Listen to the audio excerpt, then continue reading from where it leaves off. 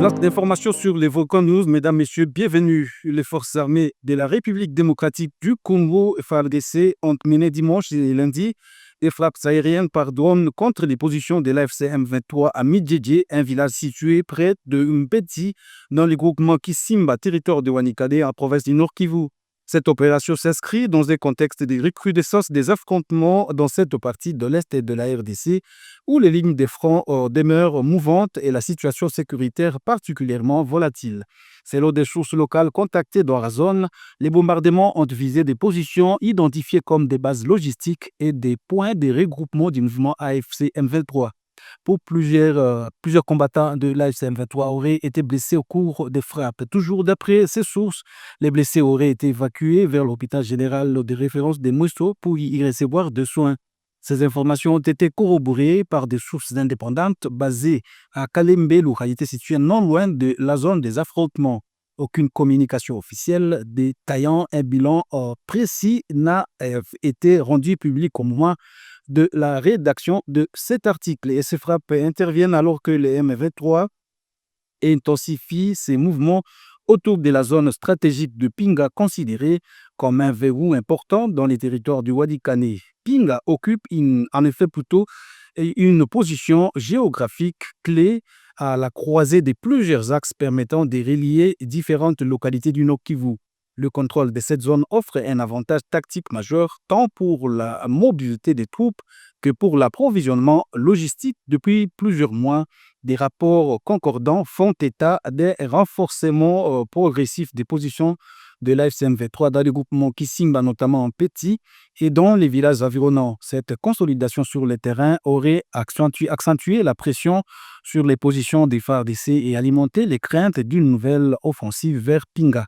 En réponse, l'armée congolaise semble avoir opté pour une stratégie combinant opérations terrestres et recours accru aux frappes aériennes ciblées.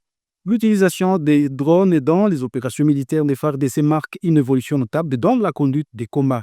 Ces appareils permettent de surveiller des zones difficiles d'accès et de mener des frappes avec une précision accrue, notamment dans les reliefs accidentés et les zones forestières caractérisées du Nord Kivu, Toutefois, cette intensification des moyens militaires s'inscrit dans un environnement déjà fragilisé par des années de conflits. L'AFC M23, actif depuis plusieurs années dans l'est de la RDC, demeure l'un des principaux acteurs armés dans la région. Sa résurgence et ses avancées successives ont ravivé les tensions sécuritaires et diplomatiques, notamment en raison des accusations récurrentes et des soutiens extérieurs formulés par Kinshasa, accusations que les pays concernés ont toujours rejetées.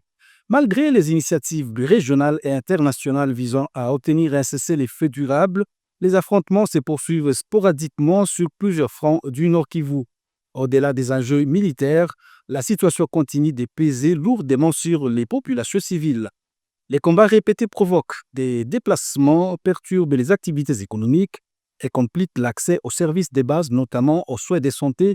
Et si aucun bilan civil n'a été officiellement communiqué concernant les frappes des Midjedje, les organisations humanitaires soulignent régulièrement les risques encourus par les communautés vivant à proximité des zones de combat.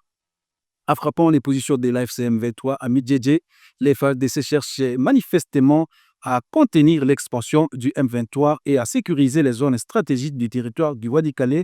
Reste à savoir si cette pression militaire suffira à inverser le rapport des forces sur le terrain ou si elle entraînera une nouvelle phase d'escalade dans une région déjà profondément marquée par l'instabilité.